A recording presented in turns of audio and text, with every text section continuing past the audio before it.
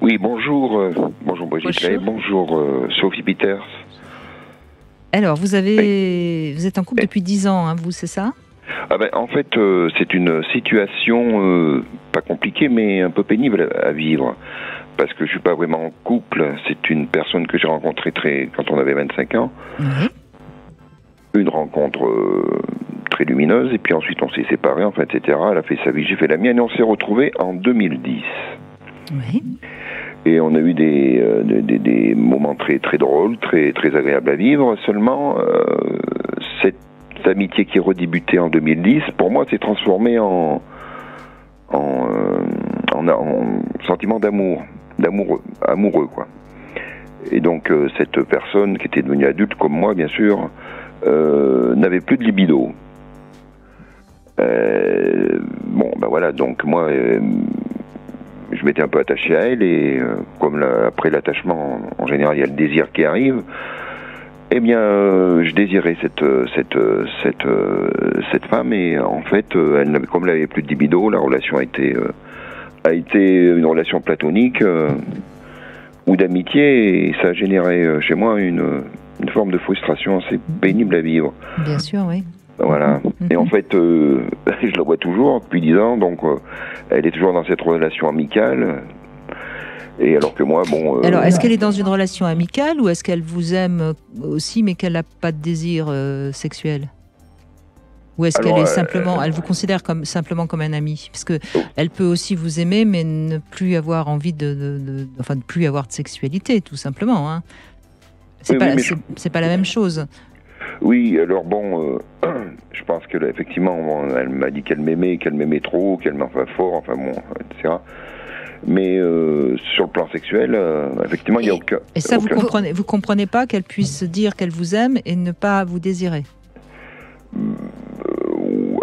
Oui, ça c'est contradictoire, mais oui, voilà. Mais le problème, c'est que quand on est attiré par une personne...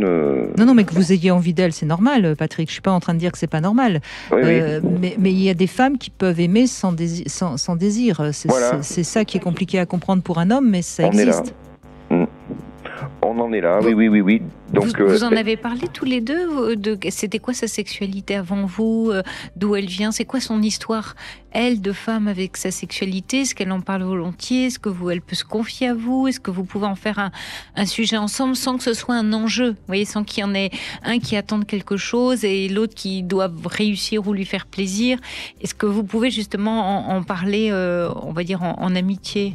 Oui, on en parle, très très librement, puisque effectivement, c'est pas du tout tabou. Et puis, elle a eu une histoire de vie sexuellement très,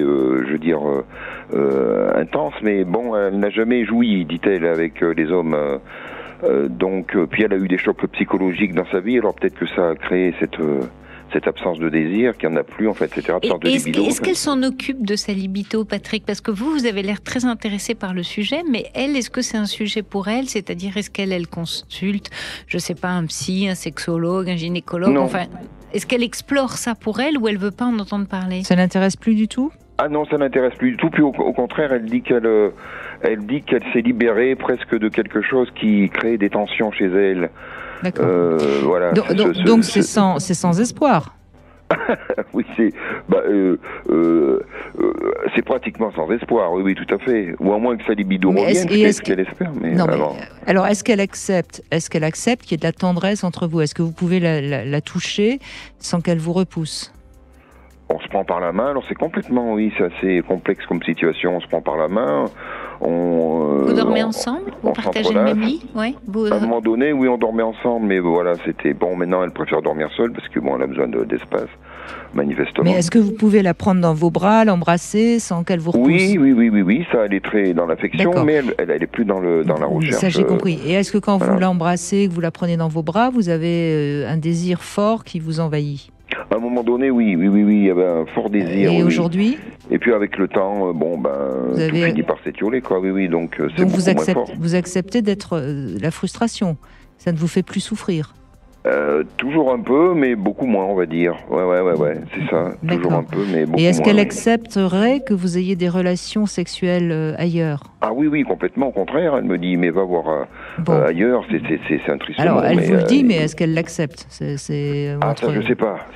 Mais bon, je pense mais vous n'êtes pas obligé de lui raconter, de toute façon. Voilà, exactement. Non, mais je pense qu'elle l'accepterait, puisque elle me dit, mais je t'empêche pas d'aller voir une autre personne. Voilà.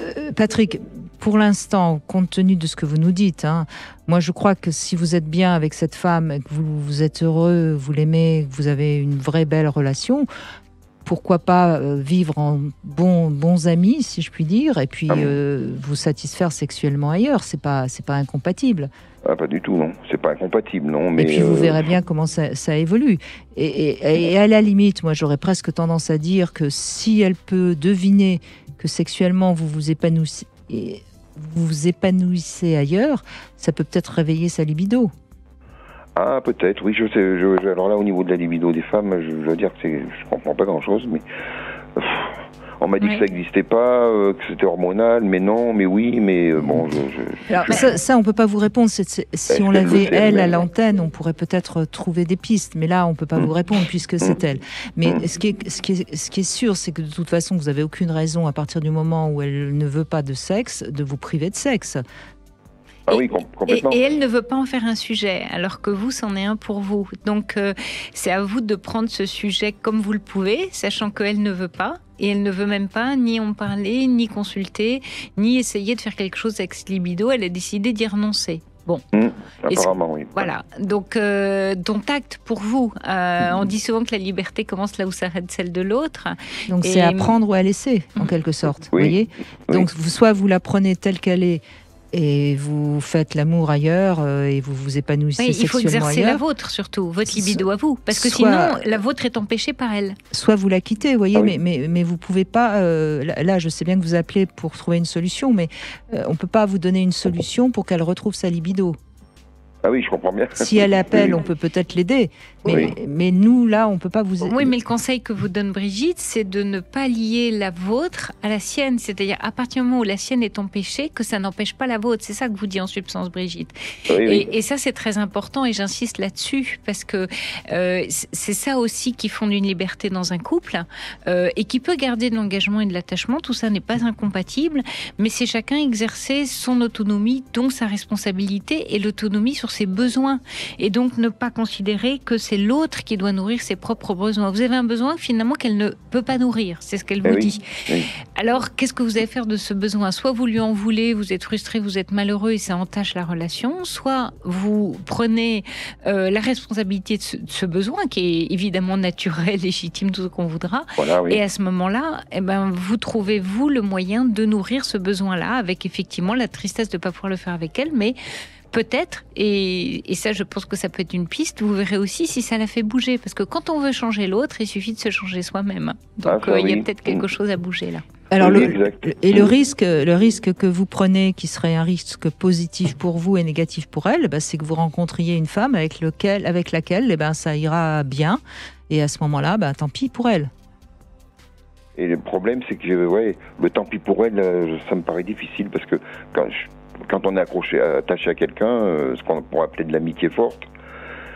Vous pourrez rester son ami, c'est pas incompatible, mais vous serez, si vous êtes amoureux d'une autre femme, peut-être que vous aurez plus besoin de son amitié.